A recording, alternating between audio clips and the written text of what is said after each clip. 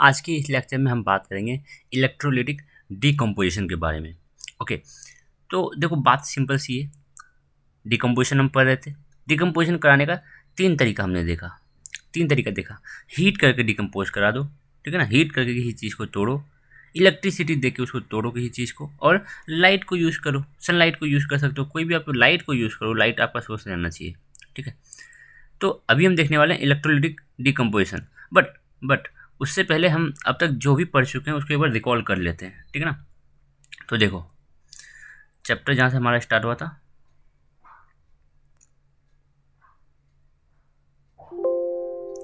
तो सबसे पहले हमने देखा था क्या, सबसे पहले हमने बात किया था कि हमने magnesium plus oxygen gives Mg magnesium oxide बना था, ठीक है ना। बैलेंस करना चाहो तो दो दो कर लेना, दो मैग्नीशियम इधर दो कर लेना। हमने पहला ये देखा, ठीक है ना, कि मैग्नीशियम ऑक्साइड को मैग्नीशियम को ऑक्सीजन के प्रेजेंस में बर्न करेंगे तो मैग्नीशियम ऑक्साइड फॉर्म हो रहा है, ठीक है। पहले तो हमने ये देखा था। देन देखा था हमने कि लेड नाइट्रेट, ठीक है ना, कि लेड नाइट्रेट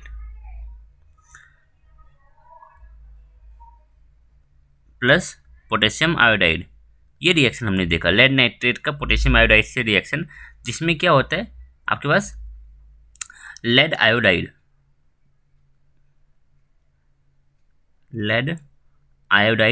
फॉर्म हो जाता है। लेड आयोडाइड प्रिसिपिटेट कर जाता है, प्लस आपके पास क्या बनता है, पोटेशियम नाइट्रेट, ठीक है ना। जो यहाँ पे पोटेशियम था वो लेड को डिस्प्लेस कर दिया, और जो लेड था वो पोटेशियम की जगह पे जाके बैठ गया, ठीक है ना। तो सॉरी, जो आपके पास पोटेशियम था उसने लेड को डिस्प्लेस किया, तो पोटेशियम नाइट्रेट बन जाएगा। तो बना पोटेशियम नाइट्रेट, पोटेशियम इधर आ गया, पोटेशियम इधर आ गया, तो पोटेशियम नाइट्रेट। लेड चला गया आयोडीन एलिमेंट के पास, ठीक है ना। तो लेड आयोडाइड बन गया, लेड आयोडाइड। और जो लेड आयोडाइड है वो प्रिसिपिटेट कर जाता है, येलो कलर का पीपीटी फॉर्म करता है, हमें ये पता है, ठीक है ना। ये रिएक्शन देखा हमने। देन हमने बात करी कि हम जिंक को क्या करते हैं, हम HCl में डाल देते हैं, तो H2SO4 में डाल देते हैं, ठीक है। तो यहाँ पे क्या होता है, यहाँ पे आपके पास पहले तो H2 गैस निकलता है और जिंक सल्फेट बनता है, ZnSO4, जिंक सल्फेट बन जाएगा और H2 गैस रिलीज होगा। ये हमने देखा था, ठीक है। एक हमने ये देखा। फिर हमने बात किया कि कोई केमिकल रिएक्शन हुआ है वो हमें पता कैसे चलता है, चेंज इन स्टेट के कारण, चेंज इन कलर के कारण, इवोल्यूशन ऑफ गैस के कारण, और टेम्परेचर चेंज होने के कारण हमें पता चलता है। ये इंडिकेशन होता है कि हाँ भाई केमिकल रिएक्शन यहाँ पे हुआ है, ठीक है। इसमें हमने एक और ऐड कराया था कि ऑर्डर चेंज हो जाएगा, कभी कभी देखने को मिलता है, जरूरी नहीं है हर बार, ठीक है ना। जरूरी नहीं है हर बार टेम्परेचर का बढ़े, ठीक है ना। जरूरी नहीं है हर बार कलर चेंज हो, ठीक है। तो किसी समय किसी रिएक्शन में टेम्परेचर में चेंज आ सकती है, किसी रिएक्शन में कलर में चेंज आ सकता है, ठीक है ना। किसी रिएक्शन में ऑर्डर चेंज हो सकता है, ठीक है। तो हमने ये भी देखा था। देन हमने बात किया कि कैसे इसको हम किसी भी केमिकल इक्वेशन को हम कैसे बैलेंस करते हैं, ठीक है।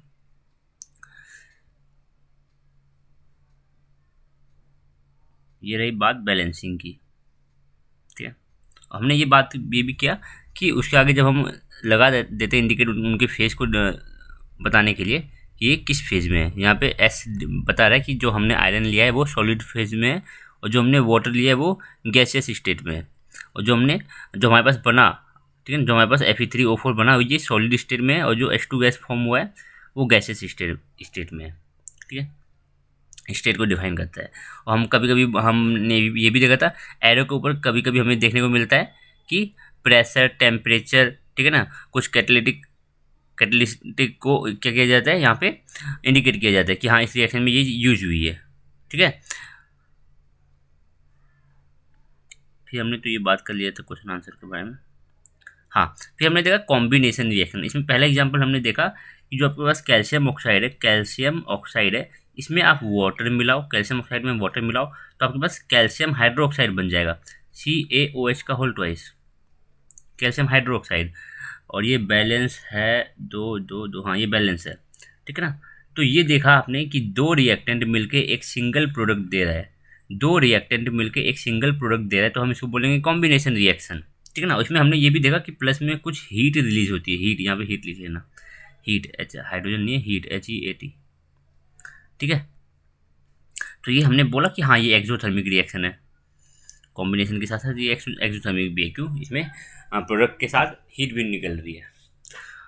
और हमने बात किया यही सेम चीज़ थी, कैल्शियम ऑक्साइड को क्विक लाइम बोला जाता है, ये आपको याद रख लेना है। कैल्शियम हाइड्रोक्साइड को स्लेग्ड लाइम बोला जाता है, ये भी आपको याद रख लेना है, ठीक है। फिर हमने बात किया जो कैल्शियम हाइड्रोक्साइड हम कैल्शियम हाइड्रोक्साइड को क्या करते हैं, वाइट वॉशिंग के लिए यूज़ करते हैं, आप बोले जाए तो जनरल लाइफ में हम पुट्टी बोलते हैं, वाइट वॉशिंग के लिए यूज़ किया जाता है। तो कैल्शियम हाइड्रोक्साइड को जब आप वाइट वॉशिंग के लिए यूज़ करोगे तो 2 से 3 दिन के अंदर क्या होता है, ये जो कैल्शियम ऑक्साइड है ना, जो कैल्शियम ऑक्साइड है वो thin layer of calcium carbonate form कर लेता है, ठीक है ना। कैल्शियम हाइड्रोक्साइड जो है, कैल्शियम हाइड्रोक्साइड एटमॉस्फेयर में प्रेजेंट CO2 गैस से रिएक्शन करके क्या फॉर्म कर लेता है, कैल्शियम कार्बोनेट। थोड़ा इसको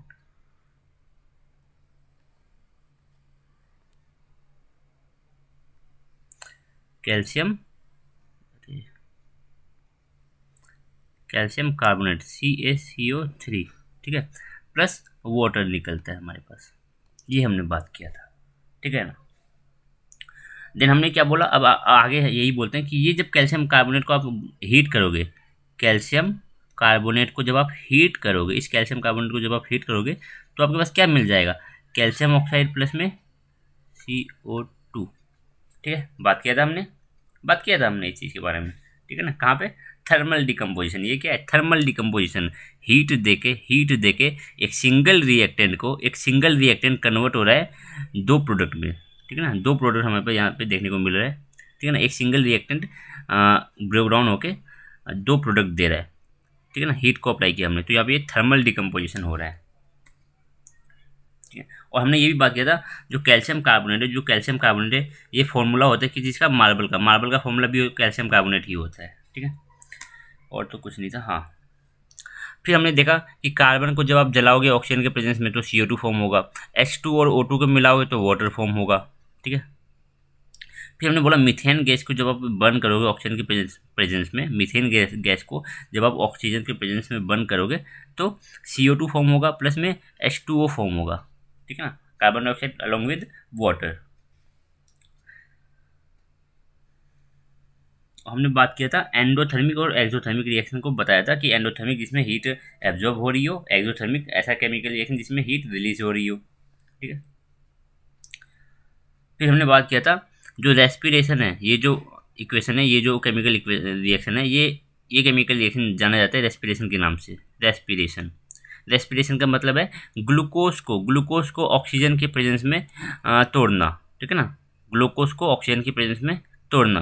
तो यहाँ पे ग्लूकोज ऑक्सीजन से कंबाइन होकर क्या फॉर्म करता है, CO2 plus water plus energy निकलती है। एनर्जी निकल रही है तो हम बोलेंगे ये एक्सोथर्मिक है, और यही एनर्जी हमारी बॉडी यूज़ करती है। ग्लूकोज का breakdown in presence of oxygen, ये रिएक्शन जो है, ये जो रिएक्शन है, इस रिएक्शन को रेस्पिरेशन के नाम से जाना जाता है, ठीक है ना। रेस्पिरेशन का मतलब सांस लेना नहीं होता है, ठीक है ना, सांस लेने को ब्रीथिंग बोलते हैं, ठीक है ना। आप O2 इनहेल कर रहे हो, CO2 एक्सहेल कर रहे हो, ये ब्रीथिंग है, ठीक है ना। Breathing is exchange of gases, respiration is breakdown of glucose molecule in presence of oxygen into CO2 plus H2O and energy, ठीक है ना। एनर्जी रिलीज हो रही है along with the formation of carbon dioxide water, यहाँ पे हमारे पास energy release होती है। फिर हमने बात किया था जो वेजिटेबल मटेरियल है इनका जो डिकम्पोजिशन होता है, वेजिटेबल मटेरियल का जो डिकम्पोजिशन होता है ये भी कैसा है, ये भी एक एक्सोथर्मिक प्रोसेस है, इसमें भी हीट रिलीज होती है, ठीक है। आ जाओ, फिर हमने बात किया था डिकम्पोजिशन रिएक्शन की, जहाँ हमने सबसे पहली बात किया कि फेरस सल्फेट, पहली बात हमने ये बात किया था कि फेरस सल्फेट के साथ 7 वाटर ऑफ मॉलिक्यूल अट्रैक्टेड होते हैं, ठीक है ना। 7 वाटर ऑफ मॉलिक्यूल अट्रैक्टेड होते हैं फेरस सल्फेट के साथ, तो इसका कलर ग्रीन दिखाई देगा आपको इनिशियली, ठीक है। लेकिन जब आप इसको गर्म करोगे, जब आप इसको हीट करोगे तो ये 7 वाटर ऑफ मॉलिक्यूल सबसे पहले हटेंगे, ठीक है ना। तो हीट करके तो पहले FeSO4, पहले तो आपने जैसे ही हीट किया फेरस सल्फेट को तो पहले तो ये निकल गया, water 7 water molecule, sorry 7 water molecule निकल गया, 7 वाटर मोलिक्यूल निकल गया। अब जो आपके पास फेरस सल्फेट है, इसका कलर आपके पास क्या हो जाता है, ब्राउन हो जाता है, ब्राउन। अब इसको फर्दर आप और हीट करोगे तो फेरस सल्फेट कन्वर्ट हो जाता है फेरिक ऑक्साइड में, फेरस सल्फेट कन्वर्ट हो जाएगा फेरिक ऑक्साइड। फेरिक ऑक्साइड का फॉर्मूला है Fe2O3, ferric oxide plus plus plus SO2 and SO3 gas निकलती है, ठीक है ना। और फेरिक ऑक्साइड का फॉर्म, फेरिक ऑक्साइड का भी कलर, फेरिक ऑक्साइड का भी कलर कैसा रहता है, ब्राउन ही रहता है। तो हम बोलेंगे green colour of ferrous sulphate, green colour of ferrous sulphate heat करने की वजह से ब्राउन कलर में कन्वर्ट क्यों हो गया, ये तो सिंपली ग्रीन कलर क्यों चेंज हुआ, क्यों, क्योंकि जो वाटर ऑफ क्रिस्टलाइजेशन है, ठीक है ना, इसके साथ 7 फेरस सल्फेट के साथ 7 वाटर मोलिक्यूल का अट्रैक्टेड रहना, ठीक है ना, इसी को बोलते हैं कि इसका वाटर ऑफ क्रिस्टलाइजेशन 7 है, ठीक है ना। तो 7 वाटर मोलिक्यूल का यहाँ से रिमूव होना, 7 वाटर मोलिक्यूल का यहाँ से लॉस होना, यही हमारा क्या है, कारण है कि ग्रीन कलर ब्राउन कलर में चेंज हो रहा है, ठीक है। अब इसमें आप देख रहे हो कि ये जो सिंगल रिएक्टेंट है, एक ही रिएक्टेंट है, वो कन्वर्ट हो रहा है एक से दो से ज़्यादा प्रोडक्ट में, एक से ज़्यादा प्रोडक्ट में, 3 प्रोडक्ट यहाँ पे बन रहे हैं, ठीक है ना। तो इसको हम बोलते हैं डिकम्पोजिशन रिएक्शन। तो हम जानते हैं फेरस सल्फेट क्रिस्टल जो होता है उसके पास 7 वाटर मोलिक्यूल अट्रैक्टेड होते हैं। जैसे आप उसको हीट करोगे तो वो वाटर मोलिक्यूल को लूज कर देगा, ठीक है ना, और जिसके वजह से इसका कलर में चेंज हमें देखने को मिलता है, ठीक है ना, कलर चेंज हो जाता है। इसके बाद इसको फर्दर और हीट करोगे तो ये डिकम्पोज होकर क्या कर देगा, ferric oxide plus SO2 plus SO3 gas बनाएगा, सल्फर डाइऑक्साइड, सल्फर ट्राइऑक्साइड, ठीक है ना। सल्फर डाइऑक्साइड और सल्फर ट्राइऑक्साइड क्या है, ये गैसेस हैं, ठीक है, और बाकी जो आपके पास फेरिक ऑक्साइड है ये सॉलिड स्टेट में रहने वाला है। हाँ, तो डिकम्पोजिशन कॉम्बिनेशन का उल्टा है, कॉम्बिनेशन में कंबाइन करती है, डिकम्पोजिशन में टूट के एक से दो या दो से ज़्यादा प्रोडक्ट फॉर्म होता है, ठीक है ना। अब हमने देखा कि डिकम्पोजिशन को कराने का 3 मेथड है, ये तो आप उसको हीट करके डिकम्पोज करा दो, इलेक्ट्रिसिटी दे के डिकम्पोज कराओ, ये तो को दे के सनलाइट के प्रेजेंस में इसको डिकम्पोज कराओ। तो हमने पहला एग्जांपल बात किया था कैल्शियम कार्बोनेट जो लाइम स्टोन के नाम से भी जाना जाता है। तो कैल्शियम कार्बोनेट को जब आप हीट करते हो तो आपके पास कैल्शियम ऑक्साइड प्लस CO2 बनता है, अभी जस्ट हमने अभी बात किया, ठीक है ना, CaO को क्विकलाइम बोला जाता है। ये हमारा थर्मल डिकम्पोजिशन, हम हीट यूज कर रहे हैं, ठीक है। फिर हमने बात किया कि जो लेड नाइट्रेट है इसको भी जब आप हीट करोगे, लेड नाइट्रेट को जब आप हीट करोगे तो लेड ऑक्साइड प्लस में NO2 प्लस में O2, ये भी आप देख रहे हो एक सिंगल रिएक्टेंट है। यहाँ पे रिएक्टेंट कितने हैं, 5-10 रिएक्टेंट नहीं है, एक ही रिएक्टेंट है, रिएक्टेंट एक ही है, एक सिंगल रिएक्टेंट। प्रोडक्ट कितने दे रहा है, टोटल कितने प्रोडक्ट है, 1 2 3 प्रोडक्ट दे रहा है, तो डिकम्पोजिशन हो गया, या डिकम्पोजिशन रिएक्शन है। और हम हीट यूज़ करें तो हम बोलेंगे थर्मल डिकम्पोजिशन, ठीक है ना। तो थर्मल डिकम्पोजिशन के 2 एग्जांपल हमें याद रख लेना है। पहले तो कैल्शियम कार्बोनेट को हीट करोगे तो कैल्शियम ऑक्साइड प्लस में CO2। अगला, लेड नाइट्रेट को जब आप हीट करोगे तो लेड ऑक्साइड नाइट्रोजन डाइऑक्साइड और ऑक्सीजन हमें देखने को मिलेगा, ठीक है। अब देखो इलेक्ट्रोलिटिक डिकम्पोजिशन, बात करेंगे अब हम इलेक्ट्रोलिटिक डिकम्पोजिशन के बारे में। हाँ, these reaction involve the use of electrical energy for the decomposition of reactant। Simple सी बात है, अब हम डिकम्पोजिशन के लिए इलेक्ट्रिकल एनर्जी को यूज करेंगे, ठीक है ना, और हमारा प्रोडक्ट फॉर्म होगा। तो एक्टिविटी 1.7 में क्या दिखाया गया है कि एक प्लास्टिक मग ले लो, उसमें ड्रिल करके 2 होल बना लो ड्रिल करके, ठीक है ना, इसके बेस में, ठीक है, इसके बेस में 2 होल बना लो एंड फिर रबर स्टॉपर लगा दो ताकि जो पानी आप डालोगे मग में वो नीचे ना निकल जाए। रबर स्टॉपर यूज करो इन दीज होल्स, ठीक है। इंसर्ट कार्बन इलेक्ट्रोड, और इलेक्ट्रोड को इंसर्ट कर दो इन्हीं होल के थ्रू इन दी रबर स्टॉपर। आपने क्या किया, एक बीकर लिया, ठीक है, एक बीकर लिया, कहाँ गया ये, आपने 2 होल किया, आपने 2 होल किया, ठीक है, देन आपने क्या इंसर्ट किया, स्टॉपर, रबर स्टॉपर आपने यूज़ किया। मान लो ये हमारा रबर स्टॉपर है, यहाँ पे हमने रबर स्टॉपर यूज़ किया हुआ है, ठीक है ना। ये पानी डालोगे तो वो नीचे नहीं गिरेंगी। और फिर हमने क्या बोला, इन्हीं स्टॉपर के थ्रू हमें क्या कर देनी है, इन्हीं स्टॉपर के थ्रू हमें इलेक्ट्रोड यूज़ करना है, कार्बन का इलेक्ट्रोड हमने यूज़ कर लेना है। ये हमने इलेक्ट्रोड इसी के थ्रू यूज़ कर लिया, इन्हीं रबर स्टॉपर के थ्रू हमने इलेक्ट्रोड को इंसर्ट किया हुआ है, ठीक है। Connect these electrode to a 6 volt battery. अब ये जो इलेक्ट्रोड है इसको कनेक्ट कर दो 6 वोल्ट बैटरी से, ठीक है ना। इसको कनेक्ट करो एक बैटरी से जो 6 वोल्ट का है, कर दिया। स्विच लगा लेना बीच में अगर आपको ऑन ऑफ करना है तो। कनेक्ट दीज इलेक्ट्रोड, हाँ देख लिया। Fill the mug with water, अब इसमें पानी डाल दो, ठीक है, पानी पानी पानी पानी, ठीक, पानी भर दिया। अब क्या करना है, take 2 test tube filled with water, ठीक है ना। 2 टेस्ट ट्यूब ले लेनी है वाटर से भरा हुआ, and invert them on the 2 electrode, 2 carbon electrode. अब 2 टेस्ट ट्यूब ले लेनी है, 2 टेस्ट ट्यूब ले लेनी है और उसको क्या करना है, इधर इन इलेक्ट्रोड पे इंसर्ट कर देना है इन्वर्टेड, ठीक है। प्लेस कर दिया 2 टेस्ट ट्यूब को, टेस्ट ट्यूब में भी वाटर भरा हुआ है, ठीक है ना, टेस्ट ट्यूब में भी वाटर भरा हुआ है। हाँ ऊपर थोड़ी सी खाली हुई है, खाली है टेस्ट ट्यूब, ठीक है। क्यों, ऊपर तो पानी है नहीं, बीकर पानी तो ये था, तो ऊपर थोड़ा सा टेस्ट ट्यूब में एयर है, ठीक है, खाली है बोल सकते हो। अब क्या करना है, स्विच ऑन द करंट। अब आप यहाँ पे स्विच को ऑन कर लो, स्विच को ऑन कर लो, and leave the apparatus undisturbed for some time, कुछ समय के लिए इसको रहने दो बिना डिस्टर्ब किए, ठीक है ना। You will observe the formation of bubbles, आपको कुछ बबल्स फॉर्म होते दिखाएंगे टेस्ट ट्यूब के इधर एंड में, ठीक है ना, at the both of the electrode. This bubble displaces water in the test tube, और ये जो बबल फॉर्म हो रहे होंगे ये वाटर को डिस्प्लेस कर देगा, ठीक है, वाटर को, टेस्ट ट्यूब के वाटर लेवल को थोड़ा कम कर देगा, टेस्ट ट्यूब के वाटर लेवल को कम कर देगा, ठीक है ना।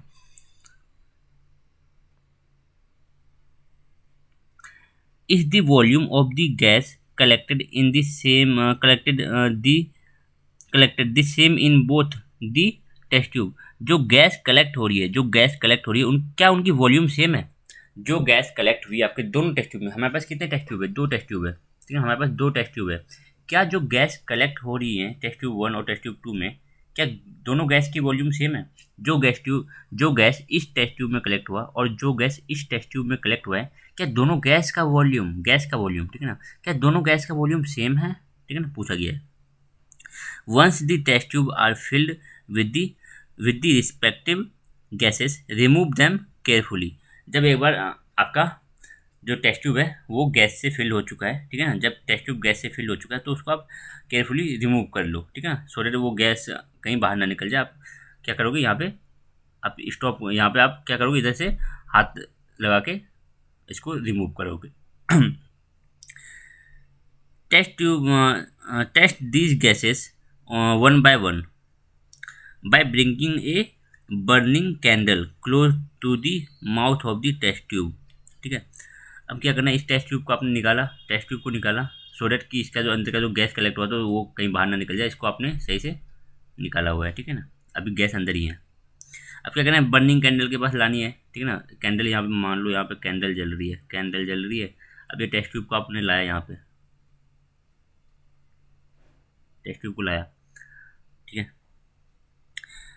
This step must be perform carefully by the हाँ टीचर के प्रेजेंस में करना। What happens in each case, which gas is present in each test tube. देखो 3 क्वेश्चन बन रहे हैं हमारे पास, 3 क्वेश्चन पूछा गया। पहला क्वेश्चन, क्या जो गैस इस टेस्ट ट्यूब में फिल हुआ था और जो गैस इस टेस्ट ट्यूब में कलेक्ट हुआ, क्या दोनों गैस का वॉल्यूम सेम है। नहीं, सेम नहीं है। बताएंगे कैसे सेम नहीं है, ठीक है, दोनों गैस का वॉल्यूम सेम नहीं है। दूसरा, जब इस टेस्ट ट्यूब को, जब इस गैस से भरी टेस्ट ट्यूब को आप लाओगे जलती हुई कैंडल के पास, तो क्या होगा, दूसरा क्वेश्चन क्या होगा। तो हम क्या कर रहे हैं, वाटर को इलेक्ट्रोलाइज कर रहे हैं, ठीक है ना, वाटर को इलेक्ट्रोलाइज कर रहे हैं। तो एक टेस्ट ट्यूब में हाइड्रोजन गैस यहाँ पे आएगा, ठीक है ना, एक टेस्ट ट्यूब में क्या आएगा, H2 गैस। एक टेस्ट ट्यूब में आपका हाइड्रोजन गैस होगा, एक टेस्ट ट्यूब में ऑक्सीजन गैस होगा, ठीक है ना। क्यों? क्योंकि जब आप H2O का इलेक्ट्रोलिसिस कराओगे तो आपको H2 गैस प्लस में O2 गैस देखने को मिलेगा। बैलेंस करना है, O2 है तो 2 लगाओ, ये रहा बैलेंस इक्वेशन, ठीक है। तो एक टेस्ट ट्यूब में आपको हाइड्रोजन गैस देखने को मिलेगा, दूसरे टेस्ट ट्यूब में आपको ऑक्सीजन गैस देखने को मिलेगा, ठीक है। तो जिस टेस्ट ट्यूब में हाइड्रोजन गैस होगा उस टेस्ट ट्यूब को अगर आप कैंडल के पास लाओगे तो पॉप साउंड करेगा और कैंडल बुझ सकता है, ठीक है ना।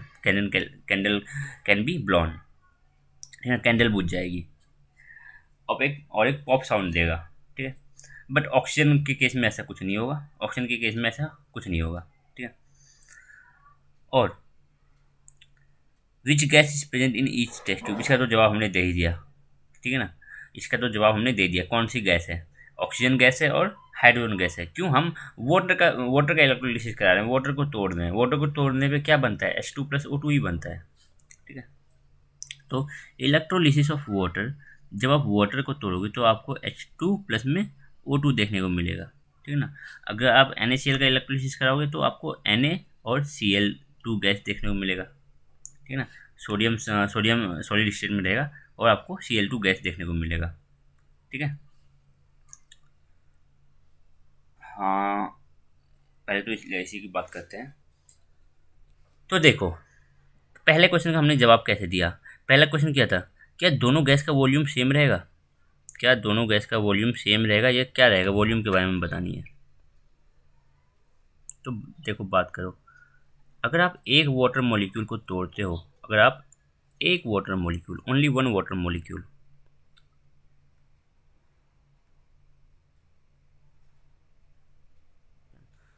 आप H2O, एक वाटर मॉलिक्यूल को आप अगर तोड़ोगे, ठीक है ना, तो आपको क्या होगा, एक वाटर मॉलिक्यूल में 2 हाइड्रोजन है और एक वाटर मॉलिक्यूल में 1 ही ऑक्सीजन है।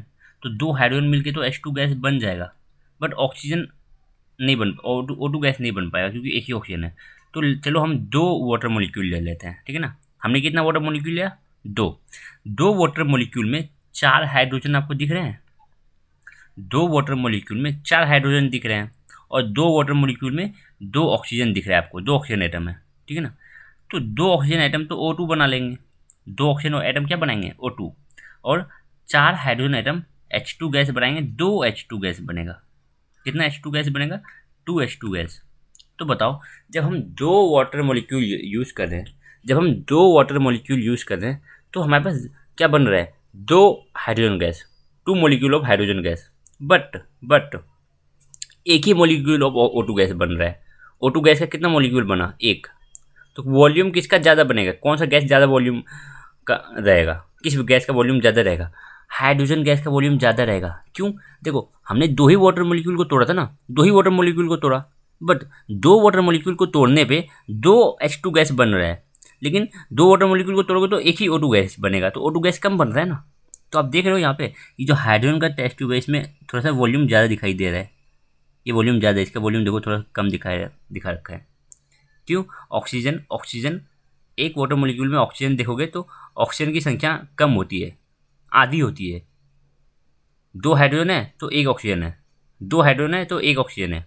वाटर मॉलिक्यूल में ऑक्सीजन की संख्या हाइड्रोजन मॉलिक्यूल से आधी होती है। हाइड्रोजन 2 है तो वाटर 1 होगा, ठीक है। इसीलिए जो वॉल्यूम बनेगा आपके पास किसका, O2 गैस का, जो O2 गैस का वॉल्यूम रहेगा वो आधा वॉल्यूम रहेगा compare to hydrogen gas. Hydrogen gas का वॉल्यूम डबल रहेगा ऑक्सीजन गैस से, ठीक है ना। आ जाओ, हम बात करते हैं फोटोकेमिकल डिकम्पोजिशन के बारे में अभी। These are those reactions which is done by using light energy. Decomposition, using decomposition of substances using क्या, लाइट एनर्जी, बस हो गई थर्मल फोटोकेमिकल डिकम्पोजिशन, ठीक है ना। डिकम्पोजिशन ऑफ रिएक्टेंट्स, आप रिएक्टेंट को डिकम्पोज करके प्रोडक्ट बना रहे हो ना।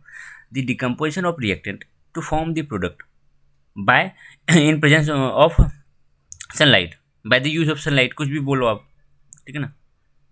तो डिकम्पोज करा रहे हो आप सनलाइट को यूज़ करके, तो इसी को बोलते हैं हम फोटोकेमिकल डिकम्पोजिशन और फोटो डिकम्पोजिशन और फोटोलाइसिस, कुछ भी बोल सकते हो। Photochemical decomposition, photo decomposition, photolysis, तीनों ही एक ही चीज़ है, ठीक है। अब जो सबसे पहला क्या एक्टिविटी 1.8 में आ जाओ, बोला कि 2 ग्राम सिल्वर क्लोराइड ले लो। चलो दो तो भूल जाओ यार, हम बस सिल्वर क्लोराइड ले लेते हैं, ठीक है ना। हम कौन सा 2 ग्राम 4 ग्राम ले ही रहे हैं। हमने बोला कि हमने सिल्वर क्लोराइड लिया, हमने उसको चाइना डिस्क में, अगर आप केमिस्ट्री लैब कभी गए हो तो वहाँ पे चाइना डिस्क देखने को मिल जाएगा क्या होता है, ठीक है ना। तो चाइना डिस्क में हमने क्या लिया, चाइना डिस्क में हमने सिल्वर क्लोराइड को लिया, सिल्वर क्लोराइड। अब इसको क्या किया, पहले इसका तो हमने सिल्वर क्लोराइड का रंग इनिशियली हमने देख लिया क्या रंग है, ठीक है ना। इनिशियली हमने सिल्वर क्लोराइड का रंग नोट किया कि कैसा क्या रंग है इसका। देन हमने क्या किया, place this China dish in sunlight, sunlight में इसको प्लेस करो, सनलाइट में इसको रख दो फॉर सम टाइम, कुछ समय के लिए सनलाइट में रख दो। और अब इसके कलर में चेंज को हमें ऑब्जर्व करना है कि क्या कलर में कोई चेंज आया। तो देखा जाता है कि you will see that silver chloride, जो सिल्वर क्लोराइड है, ठीक है, जो AgCl है सिल्वर क्लोराइड, वो ग्रे कलर में ट्रांसफॉर्म हो जाएगा, उसका कलर ग्रे हो जाएगा, ठीक है, उसका कलर ट्रांस होके ग्रे हो जाएगा इन प्रेजेंस ऑफ सनलाइट, ठीक है। This is due to decomposition of silver chloride into silver and chlorine. जब आप सिल्वर क्लोराइड AgCl, ठीक है ना, AgCl को क्या करोगे, सनलाइट के प्रेजेंस में डिकम्पोज कराओगे तो ये Ag अलग हो जाता है और Cl तो Cl2 के फॉर्म में रहेगा। Cl अकेला कभी Cl नहीं होता, तो Cl2, तो Ag प्लस Cl आपको देखने को मिलेगा। यहाँ पे Ag सॉलिड फॉर्म में रहेगा और Cl2 गैस है। अगर बैलेंस करना चाहो तो 2Cl2 है तो हमें यहाँ पे 2 लगाना पड़ेगा, 2Cl है ना, 2Cl है तो यहाँ पे 2 लगाना पड़ेगा। तो Ag 2 हो गया तो Ag के सामने 2 लगा दो, ठीक है। तो क्या आपको देखने को मिल रहा है, यहाँ पे हमें कलर में चेंज देखने को मिलता है कि सिल्वर क्लोराइड का कलर ग्रे हो जाता है इन presence of sunlight. Silver chloride का कलर ग्रे हो जाता है इन प्रेजेंस ऑफ सनलाइट, ठीक है ना। अब सेम काम आप ब्रोमाइड के लिए देख सकते हो। जब ब्रोमाइड को आप क्या करोगे, ब्रोमाइड को जब आप सिल्वर ब्रोमाइड को जब आप सनलाइट में रखोगे तो सिल्वर ब्रोमाइड में भी क्या कर लेगा, सिल्वर अलग हो जाएगा और ब्रोमीन गैस अलग हो जाएगी, ठीक है, सनलाइट के प्रेजेंस में, ठीक है। The above reactions are used in black and white photography. ये जो रिएक्शंस हमने देखी ये ब्लैक एंड वाइट फोटोग्राफी में यूज की जाती है। What form of energy is causing this decomposition reaction? ये जो डिकम्पोजिशन हो रहा है यहाँ पे कौन सी एनर्जी काम कर रही है, लाइट एनर्जी। कौन सी एनर्जी, लाइट एनर्जी, ठीक है। We have seen that the decomposition of reactant require energy, ठीक है। किसी भी चीज़ को डिकम्पोज करना है तो आपको एनर्जी देनी पड़ेगी, इन फॉर्म ऑफ लाइट एनर्जी दो आप उसको, आप उसको हीट एनर्जी दो, आप उसको क्या दो, लाइट एनर्जी होगी, हीट एनर्जी होगी और इलेक्ट्रिकल एनर्जी, ठीक है ना। तो आप एनर्जी तो रिक्वायर है अगर आपको ब्रेक डाउन करनी है तो in form of heat, light और इलेक्ट्रिसिटी आप प्रोवाइड कर सकते हो for break down of the reactant को ब्रेक करने के लिए, रिएक्टेंट को करने के लिए तो आपको उसको एनर्जी देनी पड़ेगी। तो आप इलेक्ट्रिसिटी के फॉर्म में दे सकते हो, हीट के फॉर्म में दे सकते हो और लाइट के फॉर्म में दे सकते हो। Reactions in which energy is absorb, जिस रिएक्शन में एनर्जी एब्जॉर्ब हो जाती है उसको बोलते हैं एंडोथर्मिक रिएक्शन। बात कर रखी है हमने, ठीक है ना। तो देखो बोला जा रहा है कि 2 ग्राम बेरियम हाइड्रोक्साइड ले लो, ठीक है ना, बेरियम हाइड्रोक्साइड। तो बेरियम हाइड्रोक्साइड जब आप लोगे, अब इसको क्या करना है, अमोनियम क्लोराइड आपको ऐड करना है, बेरियम हाइड्रोक्साइड और अमोनियम क्लोराइड को ऐड करना है और इनको अच्छे से मिक्स कर लेना है, ठीक है ना, ग्लास रॉड के साथ। Touch the bottom of the test tube का बॉटम टच करके देखना। व्हाट डू यू फील, क्या कैसा फील करोगे आप, ठीक है ना। व्हाट डू यू फील, क्या फील करोगे। इज दिस एक्सोथर्मिक और एंडोथर्मिक, कैसा रिएक्शन है। देखो जब आप बेरियम हाइड्रोक्साइड और अमोनियम क्लोराइड को मिलाओगे, मिक्स करोगे ग्लास रॉड से, ठीक है ना, होती है ग्लास रॉड केमिस्ट्री लैब में, उससे आपने मिक्स किया, ठीक है, तो आपने बीकर के नीचे टच करके देखा, ठीक है, तो आपको क्या फील होगा। अगर हीट फील हो रहा है तो बोलो एक्सोथर्मिक है, ठीक है ना। अगर गर्म गर्म फील हो रहा है तो बोलोगे एक्सोथर्मिक है। बट अगर वो आपको ठंडा फील हो रहा है तो आप बोलोगे एंडोथर्मिक है, ठीक है। तो हाँ, हमें ठंडा ही फील होता है। ये एक एंडोथर्मिक रिएक्शन है। तो यहाँ पे कुछ है, ठीक है।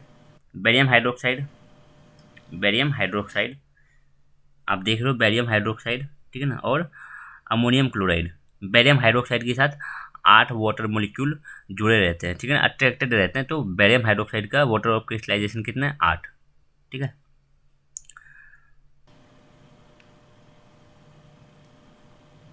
अच्छा, मैंने ये 2 नहीं किया क्या। बेरियम पे याद रख लेना, बेरियम पे +2 का साइन होता है, ठीक है। तो देखो, मिक्स कर लिया जाएगा।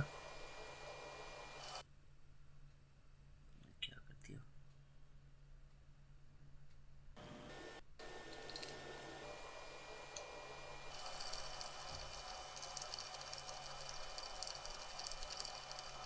दोनों को अच्छे से मिक्स कर लो, बिल्कुल अच्छे से, ठीक है।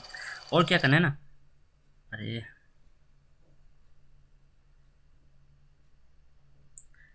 चलो कोई बात नहीं, एक बार अच्छे से देख लेते हैं। आपको ये जो लकड़ी का एक ब्लॉक है, ठीक है ना, ये एक वुड ब्लॉक है, इसके ऊपर थोड़ा सा पानी डाल दो, ठीक है। वुड ब्लॉक पे थोड़ा सा पानी डाल दो, ठीक है, थोड़ा सा वाटर आप प्लेस कर दोगे, देखो क्यों अभी बताना है। और आपने दोनों केमिकल को मिला लिया, बेरियम हाइड्रोक्साइड और अमोनियम क्लोराइड को अच्छे से मिक्स कर लो, अच्छे से, यही एक ग्लास और ये जो यूज़ कर रहा है, ठीक है ना, अच्छे से आपने मिक्स कर लिया। अब आप इसको बीकर के ऊपर रखो, आप सॉरी, इस वुडन ब्लॉक के ऊपर रखो, इस वुडन ब्लॉक के ऊपर रखा। एक बात बताओ, अब जब इसको उठाओगे तो वुडन ब्लॉक भी उड़ जाएगा, क्यों। एक सेकंड, इसको स्टॉप कर सकते हैं क्या।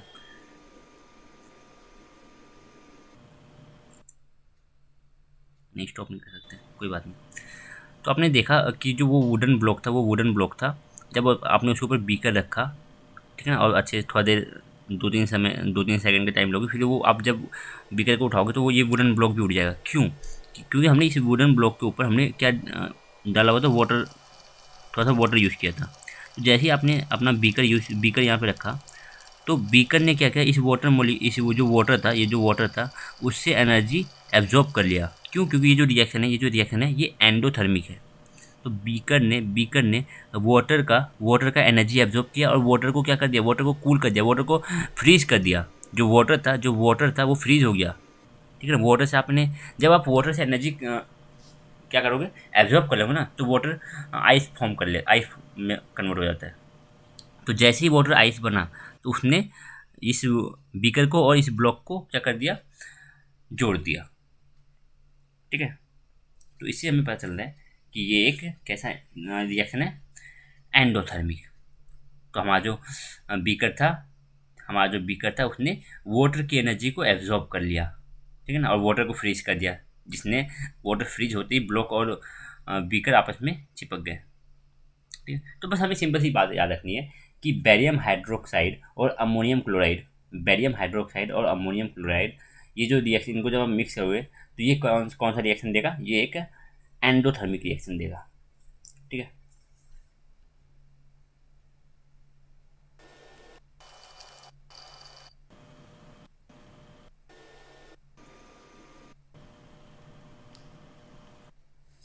तो बेरियम हाइड्रोक्साइड और अमोनियम क्लोराइड, बेरियम हाइड्रोक्साइड और अमोनियम क्लोराइड, आप देख पा रहे हो, BaCl2 बनेगा, क्या बनेगा। आप इस चीज़ को भूल जाओ, वाटर मॉलिक्यूल को हटाओ अभी यहाँ से, ठीक है ना, इस चीज़ को हम हटा के बात करते हैं, वाटर मॉलिक्यूल को हम थोड़ा हटा के बात करते हैं, ठीक। तो आपको क्या फॉर्म होगा, BaCl2 प्लस में अमोनियम NH3 आपको देखने को मिलेगा, ठीक है ना, NH3 देखने को मिलेगा, प्लस में वाटर मॉलिक्यूल भी यहाँ पे रिलीज होगा, ठीक है। हमें रिएक्शन बिल्कुल नहीं देखना, हमें बस याद रख लेना है कि ये जो रिएक्शन है बेरियम हाइड्रोक्साइड का अमोनियम क्लोराइड से रिएक्शन, ये एक एंडोथर्मिक रिएक्शन है, ठीक है ना। बाकी ये रिएक्शन नहीं पूछा जाएगा ये थोड़ा, ठीक है।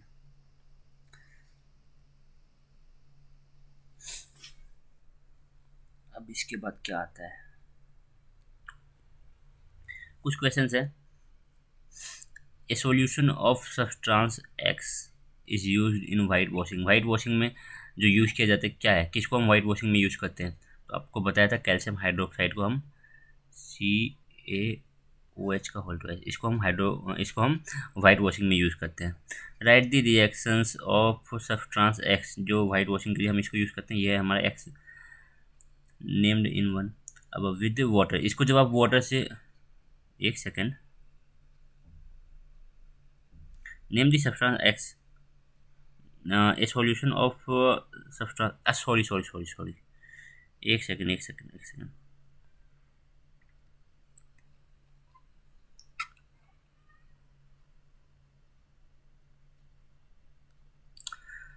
क्वेश्चन है इस सॉल्यूशन ऑफ सब्सटेंस एक्स, तो सब्सटेंस एक्स का किसका सॉल्यूशन, तो कैल्शियम ऑक्साइड का सॉल्यूशन, कैल्शियम ऑक्साइड का सॉल्यूशन हम यूज़ करते हैं किसके साथ, वाटर मॉलिक्यूल के साथ, गिव्स CaOH का होल ट्वाइस। यहाँ पे ये नहीं पूछा जा रहा है कि क्या हम यूज़ करते हैं वाइट वॉशिंग के लिए, ठीक है ना, किसका सॉल्यूशन हम यूज़ करते हैं, क्या पूछा जाए, सॉल्यूशन ऑफ सब्सटेंस, किसका सॉल्यूशन, कैल्शियम ऑक्साइड का सॉल्यूशन यूज़ करते हैं, तो यहाँ पे हमारे पास एक्स क्या है, एक्स है हमारे पास कैल्शियम ऑक्साइड, ठीक है ना।